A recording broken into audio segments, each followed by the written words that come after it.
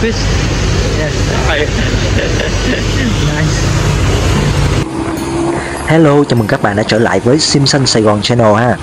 Thì ngày hôm nay mình cùng với S51 của mình sẽ thực hiện một cuộc hành trình đến với vùng đất Củ Chi. Và đồng hành với mình sẽ là một người bạn vô cùng đặc biệt. Vậy đó là ai? Let's go. Mình đang trên đường đến điểm hẹn với anh ấy nha các bạn. Thì qua khúc này nữa thôi là đến nè. Thì các bạn có tò mò rằng anh bạn đặc biệt này là ai không? Anh ta cũng đã xuất hiện trên kênh Simpson Sài Gòn Channel của mình khá là nhiều lần rồi. Và đây là khách sạn nơi nấy lưu trú khi đến Sài Gòn lần này. Vâng, không ai khác, đó chính là Christian, một người bạn, một fan Simpson, người Đức vô cùng thân thiện nha các bạn. Welcome back to Sài Gòn again, Christian. Hello. Sleep well. Okay, my friend. I have this. Yeah, because nice. yeah, okay. Should we start? Are you ready? Yes, I'm ready. And you? Yeah, me too. Nice, nice. Yeah. Now we go Okay. for the trip. Đi thôi các bạn.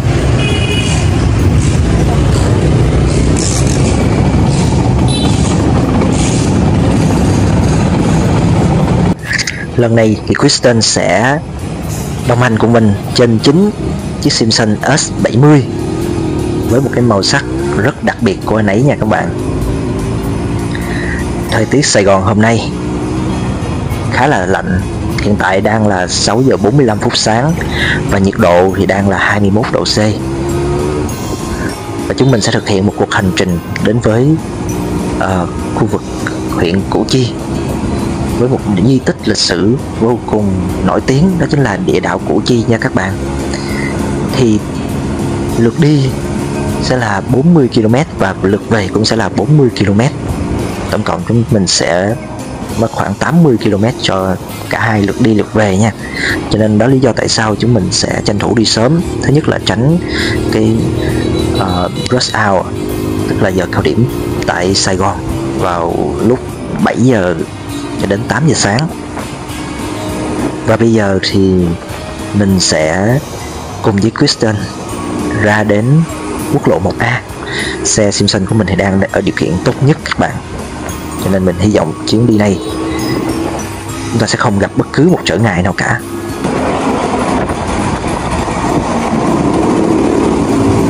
Thì các bạn thấy đó, mặc dù mới là 6 giờ hơn thôi nhưng mà đường cũng khá là đông. Thì mặc dù là đây không phải là khung giờ đi làm, nhưng mà đây cũng là cái khung giờ mà phụ huynh người ta đưa học sinh đi học nha các bạn. Đấy, cho nên các bạn thấy cũng khá là đông. Thôi bây giờ chúng ta sẽ tranh thủ ra đến quốc lộ.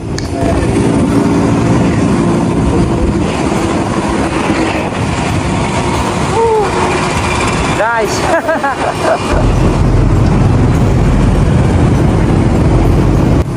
Hiện tại chúng mình đang trên quốc lộ 1A nha các bạn. Thì các bạn cũng thấy đó, mật độ giao thông rất là đông đúc luôn.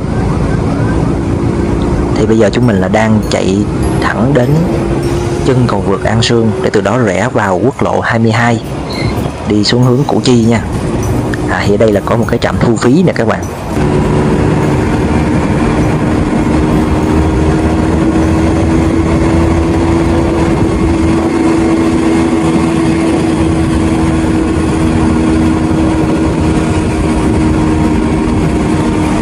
Đã quá các bạn ơi, tuyệt vời thật.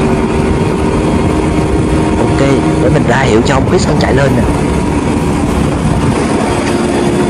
Ok, Christian. Yeah.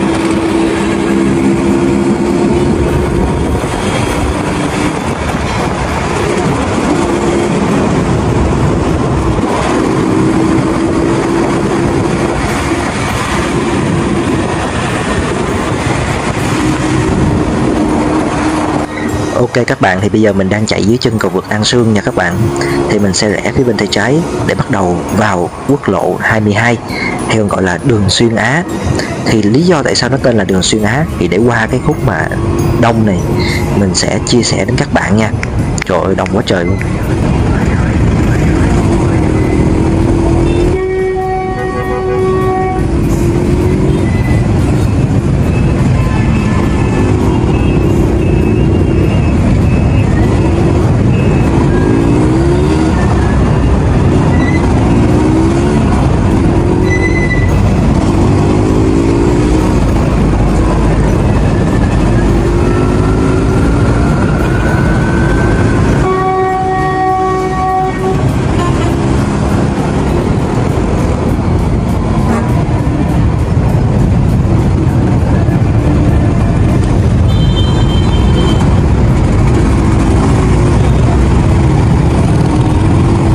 thì trong lúc mà đợi cái đoàn xe container này chạy qua đó thì mình sẽ chia sẻ một chút về tuyến đường xuyên Á nha.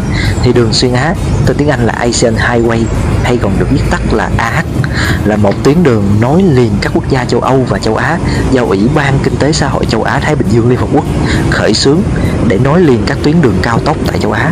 Thì trong khu vực Đông Nam Á mình á, thì đường xuyên Á là nó đi qua Việt Nam với tổng chiều dài là 2.678 km, và trong đó nó đã bao gồm luôn cả dự án cao tốc nối kết thành phố Hồ Chí Minh đến Phnom Penh, thủ đô Campuchia, với tổng chiều dài 58 km.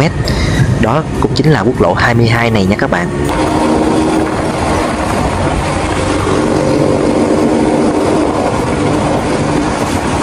Thì Chris vừa mới ra hiệu cho mình thấy là anh ấy sắp hết xăng rồi, cho nên ok, đang tìm ra được cái cây xăng phía bên tay phải nè các bạn, để mình kêu anh ấy tấp vào.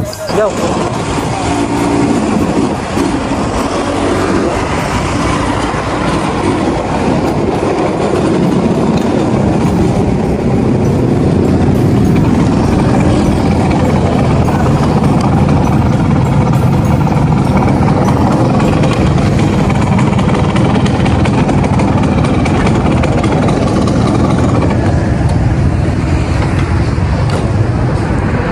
Yeah, she very nice, very nice. Thank you. Yeah, okay. You need three lít. 3 lít anh. Dạ, cho ông 3 lít thì tại vì ông phải pha nhớt vô xăng. Đổ gần này mình đi. Dạ.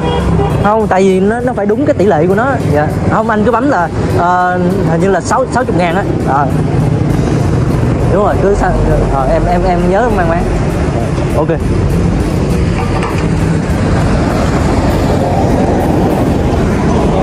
Dạ. Dạ. Cái gì? Dạ đúng rồi, nhớ thơm với xì bo, mà xì bo nó pha tự động. Còn đằng này là phải ấy xong rồi phải bỏ vô. 60,000.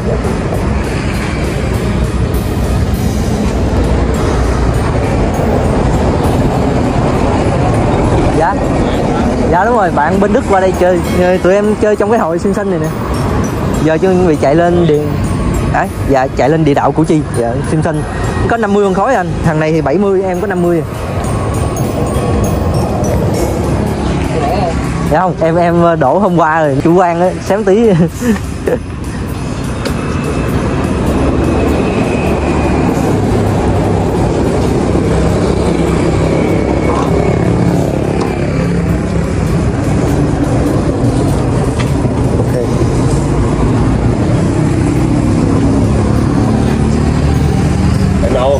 I shake a little bit and this is all. Yeah. Okay, if you Okay, go.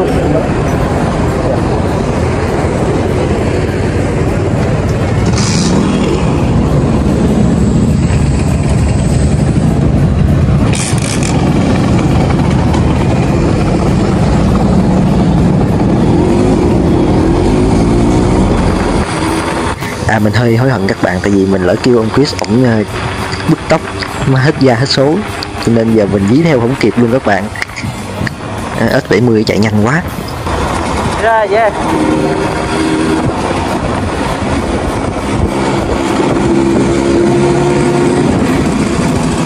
Very nice. Yeah, super fast. Yeah. Now I see the S70 power. Yeah. Ok, chỗ này có vẻ vắng các bạn ơi, thì để mình ra hiệu cho Chris test đi thử. Ổng có cái GPS không hay lắm.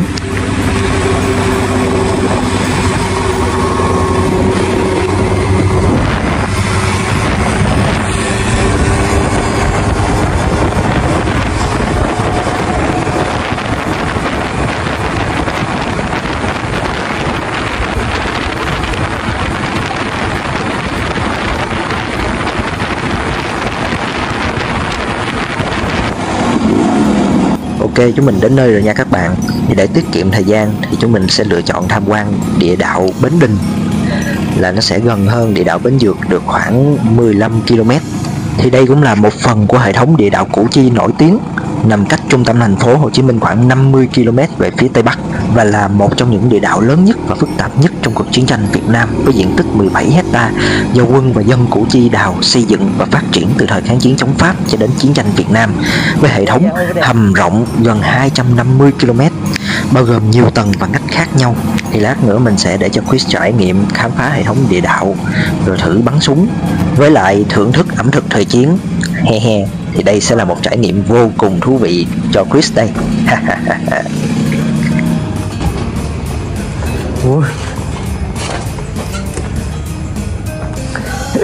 But yours is going fast as well. Yeah. Yeah. We do it. Yeah. Nice. Cool. Okay. Hello, Chris. Now we are in Củ Chi Tunnel. Hello. Yeah. Hello. And so, how do you feel now? I feel very well. We had a nice trip from Saigon to Củ Chi, Yeah. and now, we are here. Yeah. And how do you feel when you ride your S70? Super nice, super nice. In Saigon it was a little bit heavy traffic, but now the street is empty and we go very fast. Yeah. Super nice. Yeah. So you want to say this? Yeah, Merry Christmas to Germany. Yeah. Merry Christmas. Yeah.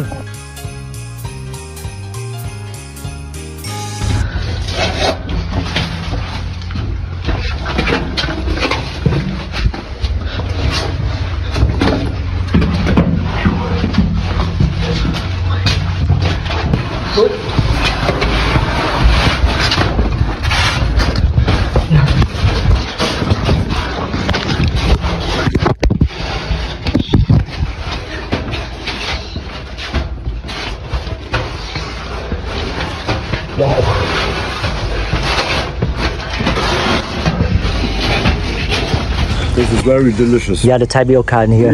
Yes, special Wow. food when 20 years of war. Yeah, they just under the ground and yeah, they eat this. Crazy. Very nice. Very delicious. Yeah. You can see. Good. Shoot again.